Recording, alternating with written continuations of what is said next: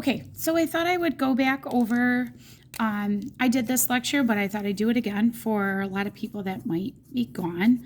The reason we're talking about sexual reproduction, we want to look at the human population, but before we talk about the human population, we really want to talk about how we even get to that, how we get variation with sexual reproduction. We get variation in offspring so they have a better chance of actually surviving. So how sexual reproduction is dependent on gametes. So we're going to talk about the process of meiosis, which is gametes of egg and sperm. Okay, so here we're going to talk about how we get egg and sperm.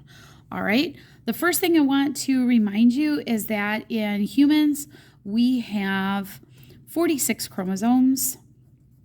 And of those 46 chromosomes, we would say that that is a diploid number that came from your ed puzzle last night. It is a 2n number, so they have double the amount, meaning they have 2 copies of every chromosome. Okay, don't get nervous. It's not algebra, but it is meaning that there's double. So you have 2 copies of chromosome 1, you have 2 copies of chromosome 2, you have 2 copies of chromosome 3. Okay, you know 80% of the material we're going to talk about because you already know mitosis really, really well. So when we do interphase, okay, so we're going to do interphase just like we would with mitosis. We're going to go through the same thing. We're going to talk about that we have to replicate our DNA. I'm running out of space here. And I'm going to draw a cell here so you can see what we're dealing with, okay? And what we're dealing with, what we're going to start out with is I'm only going to draw 1 chromosome, okay? Because it makes things just a little less complicated. I don't really want to draw 46 chromosomes, do you? So I'm just going to draw 1 green and 1 orange. So that's going to be, so imagine the green one came from mom, the orange one came from dad. And those are that's the same chromosome, okay? Except they're not duplicates. So these chromosomes we say are, I'm going to use this word, homologous chromosomes.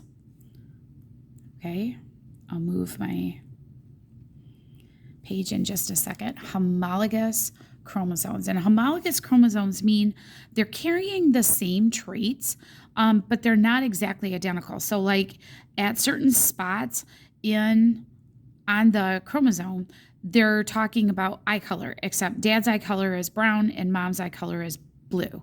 Do you see what I'm saying? But they're coding for the same trait. Or albinism. So one is albino, one is not. Or insulin, not insulin. Okay?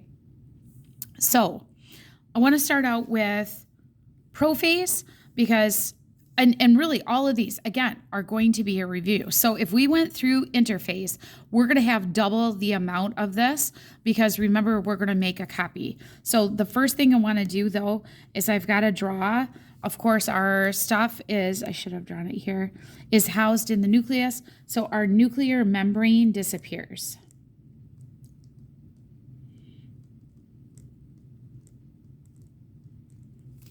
Okay, our nuclear membrane disappears. Our chromosomes become visible because before they were chromatin, right? All right, so to be true, I need to draw 2 greens and 2 oranges because I have double the amount of material. Now, these guys are going to line up in something called a tetrad. Okay, that's a T there. And that tetrad just means they're going to line up all 4 of them together. Now, the only difference between what we've looked at so far and the rest of mitosis is this step right here. So I'm going to make a star right here, and it's going to be something called crossing over. Okay? And what crossing over is, it's like swapping socks or shoes with the person sitting right beside you.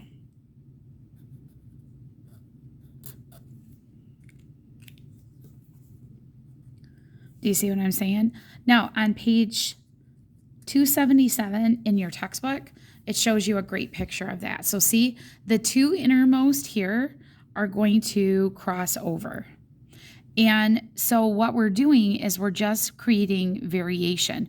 So like this was dad's eye color was brown, but now on this chromosome, this part was dad's hair color. This part is now mom's eye color. So that's why you can say, oh, well, you got your mom's eye color and your dad's. Okay, so see how you get this variation going on. So crossing over is unique to prophase 1. That's what's going to give us the most variation. Okay? And from here on out, everything should be review. Metaphase means for the chromosomes to line up in the middle.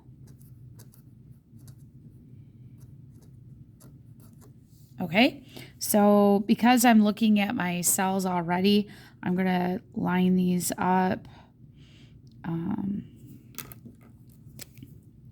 like this.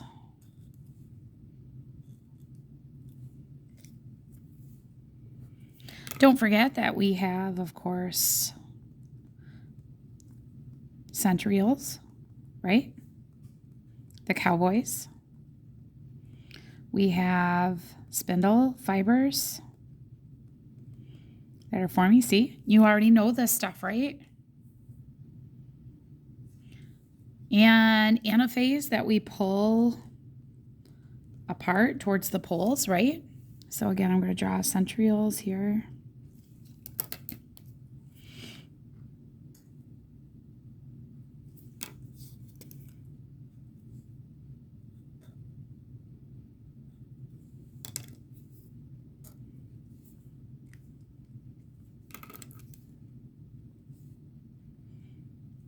Okay, and telophase just go backwards from prophase. So I'm gonna go ahead and draw my chromosomes here. I can draw them separate. It's fine because they're gonna go back to chromatin anyway. Don't forget you need to draw the nuclear. So nuclear membrane reappears.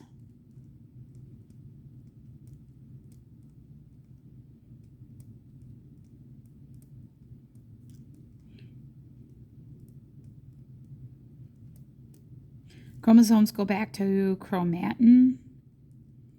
And don't forget in cytokinesis, the cytoplasm divides because I got 2 cells. Now this doesn't look any different from mitosis.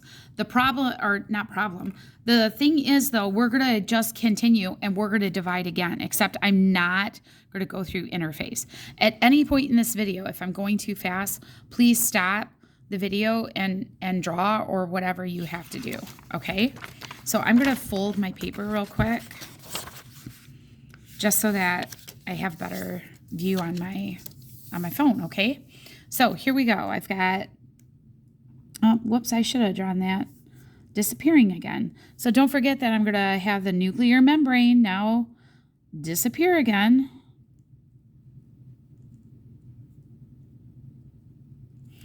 And I've got my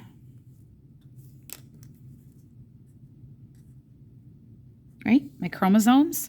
Don't forget that my chromosomes will be visible.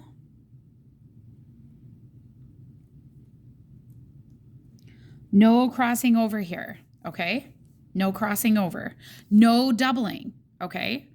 So at this point, each of these cells would have 46 chromosomes, okay, if we were drawing all of them. All right, here we go. We're going to keep going. Now we're going to line up in the middle.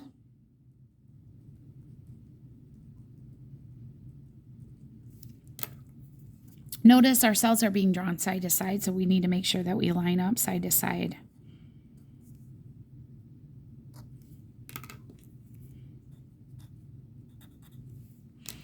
And let's add some spindle and some centrioles.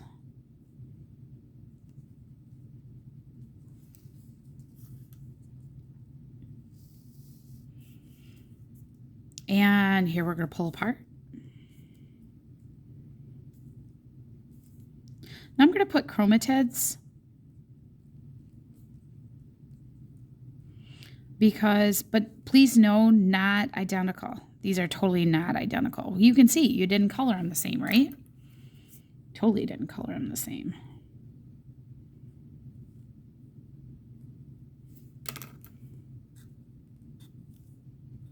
I think my orange marker is dying. It's tired from all day. Okay. And then we're back to, now we have 4 cells. I'm going to draw a circle in each. That circle means that the nuclear membrane is reappearing.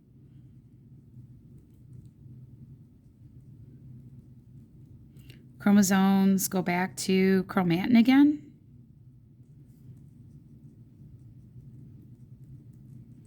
I have cytoplasm dividing,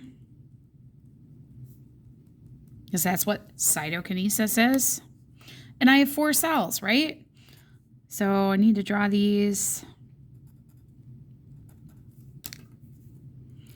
And each of these are different. Okay, now you might say, well, wait, those two. Remember, if I do top to bottom, though, they're different. Okay, this one is got a different shoe on. This one's got a different shoe on. Okay, so what you have here is you have 4 daughter cells. Sorry, guys. They never refer to things as son cells. Okay, I don't, daughter. So 4 daughter cells.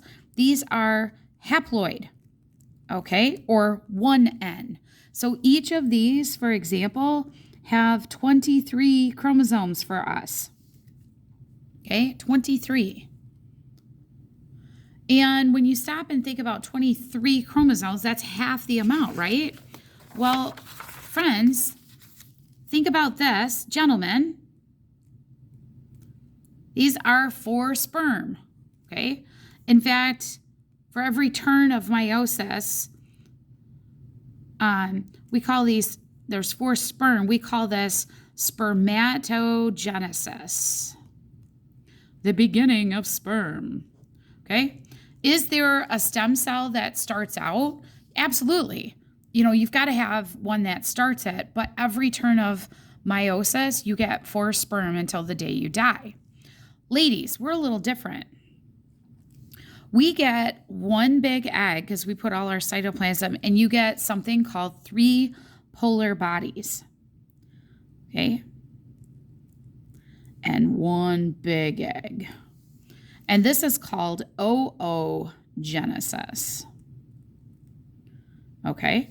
Remember, ladies, in so this would mean, so for every turn of meiosis, this is why we don't have a ton of eggs. You have, when you start puberty, you release 1 egg, 1 from each ovary. Every other month should swap your ovaries when you start your period, and you will continue until you hit menopause or until you stop releasing eggs. You're born with the number of eggs you're going to have for a lifetime.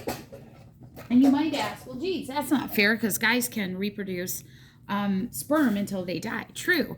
But for us to release eggs and actually carry a baby, we want to be young. Okay. We don't want to be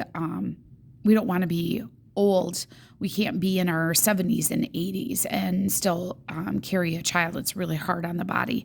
So that's why we run out of eggs. The body knows that the hormones actually decrease so that we can't release eggs and we can't be pregnant in our older years.